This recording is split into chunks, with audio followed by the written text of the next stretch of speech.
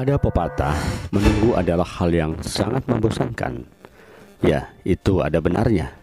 Tetapi saat ini, sebuah bangsa yang bernama Indonesia sedang menunggu sebuah keputusan yang akan menentukan perjalanan bangsa ini ke depan, yaitu keputusan MK, Mahkamah Konstitusi atas gugatan PHPU 2024.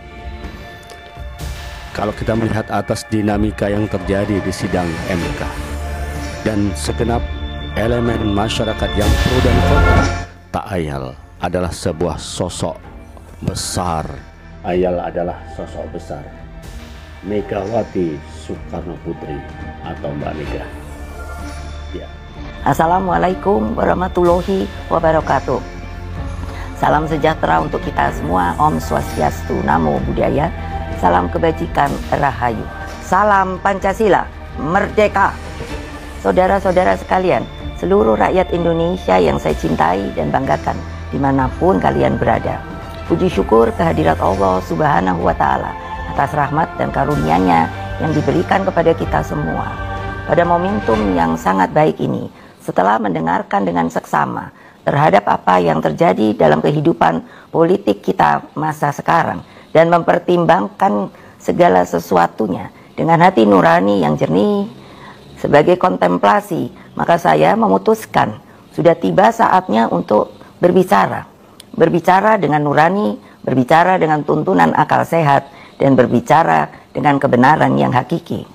Dengan melihat persoalan yang kita hadapi akhir-akhir ini, maka izinkan saya berbicara di sini sebagai anak bangsa yang ikut berjuang bagi tegaknya demokrasi Indonesia, juga berbicara sebagai Presiden kelima Republik Indonesia dan sebagai Ketua Umum Partai Demokrasi Indonesia Perjuangan. Saudara-saudara sekalian, keputusan Majelis Kehormatan Mahkamah Konstitusi telah memberikan cahaya terang di tengah kegelapan demokrasi. Keputusan MK-MK tersebut menjadi bukti bahwa kekuatan moral, politik kebenaran, dan politik akal sehat tetap berdiri kokoh meski menghadapi rekayasa hukum konstitusi. Kita semua tentunya sangat-sangat prihatin dan menyayangkan mengapa hal tersebut sampai terjadi. Berulang kali saya mengatakan bahwa konstitusi itu adalah pranata kehidupan berbangsa dan bernegara yang harus diikuti dengan seluruh-seluruhnya. Konstitusi tidak hanya ditaati sebagai sebuah hukum dasar tertulis, namun konstitusi itu harus memiliki roh yang mewakili kehendak, tekad, dan cita-cita tentang bagaimana bangunan tata pemerintahan negara disusun dan dikelola dengan sebaik-baiknya, seperti yang dicita-citakan oleh para pendiri bangsa.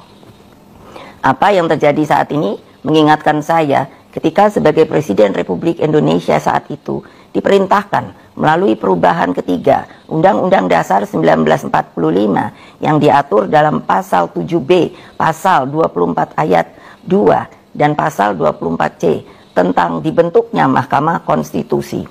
Dari namanya saja, Mahkamah Konstitusi ini seharusnya sangat-sangat berwibawa, memiliki tugas yang sangat berat dan penting guna mewakili seluruh rakyat Indonesia di dalam mengawal konstitusi demokrasi. Dengan perannya yang begitu penting, saya sangat serius menggarap pembentukannya. Saya sebagai Presiden didampingi oleh Menteri Sekretaris Negara mencarikan sendiri gedungnya, dan saya putuskan berada di dekat istana, yaitu suatu tempat yang sangat strategis yang disebut sebagai Ring 1, sehingga Mahkamah Konstitusi tersebut harus bermanfaat bukan bagi perorangan tapi bagi rakyat, bangsa, dan negara. Saya ingat waktu itu Ketua MK yang pertama adalah Pak Jimli Asidiki, dan saya sangat berterima kasih atas segala konsistensinya selama ini. Saudara-saudara sekalian, seluruh rakyat Indonesia yang saya cintai dan banggakan, dengan seluruh suasana kebatinan terkait pembentukan MK ini, apa yang menjadi kehendak rakyat melalui reformasi adalah suatu perlawanan terhadap watak dan kultur pemerintahan yang pada waktu itu memang sangat otoriter. Dalam kultur otoriter dan sangat sentralistik ini lahirlah nepotisme, kolusi, dan korupsi. Praktek kekuasaan yang seperti inilah yang mendorong lahirnya reformasi. Semangat reformasi yang berkobar-kobar itu menggerakkan rakyat hingga masuklah zaman demokrasi. Bukan sebuah proses yang mudah, bukan yang indah. Karena pada waktu itu sampai saat ini kita masih seharusnya mengenang dengan perasaan hati yang begitu sedih atas pengorbanan rakyat dan mahasiswa melalui peristiwa Kuda Tuli, peristiwa Trisakti, peristiwa Semanggi, hingga berbagai peristiwa penculikan para aktivis, bagian dari rakyat, dan lain-lain. Mereka banyak saksi-saksi hidup yang sampai hari ini berdiam diri. Semua menjadi wajah gelap demokrasi. Praktek kekuasaan yang otoriter itulah yang telah kita koreksi. Maka melalui reformasi, janganlah lupa, lahirlah demokratisasi melalui pelaksanaan pemilu presiden dan wakil presiden secara langsung dan terbatas, serta undang-undang tentang pemerintahan yang bebas dari nepotisme, kolusi, dan korupsi.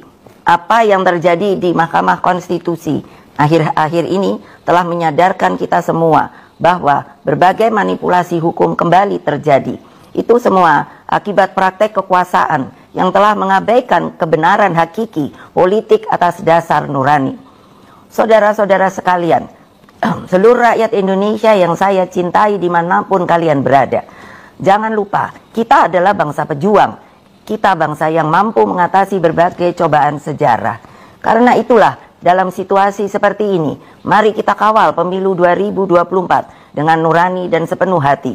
Kita jadikan pemilu 2024 sebagai momentum untuk mendapatkan pemimpin terbaik yang benar-benar mewakili seluruh kehendak rakyat Indonesia, mengayomi agar Indonesia menjadi bangsa hebat, unggul, dan berdiri di atas kaki sendiri. Rekayasa hukum tidak boleh terjadi lagi. Hukum harus menjadi alat yang menghadirkan kebenaran. Hukum harus menjadi alat mewujudkan keadilan. Hukum harus menjadi alat mengayomi seluruh bangsa dan negara Indonesia. Dengan keadilan inilah kemakmuran pasti akan bisa diwujudkan. Karena itulah terus genggam erat semangat reformasi itu. Jangan lupa terus kawal demokrasi berdasarkan nurani. Jangan takut untuk bersuara, jangan takut untuk berpendapat, selama segala sesuatunya tetap berakar pada kehendak hati rakyat. Terus kawal dan tegakkan demokrasi. Itulah kewajiban kita sebagai warga bangsa dan bahkan menjadi keharusan setiap anak negeri dan bangsa agar tidak terjadi kesewenang-wenangan. Sebab kedaulatan rakyat harus terus kita junjung tinggi. Pemilu yang demokratis, yang jujur, adil, langsung, umum, bebas, dan rahasia harus dijalankan tanpa ada kecuali. Rakyat jangan diintimidasi seperti dulu lagi. Jangan biarkan kecurangan pemilu yang akhir ini terlihat sudah mulai akan terjadi lagi. Gunakan hak pilihmu dengan tuntunan nurani. Semoga Allah yang Maha Kuasa meridui perjuangan kita.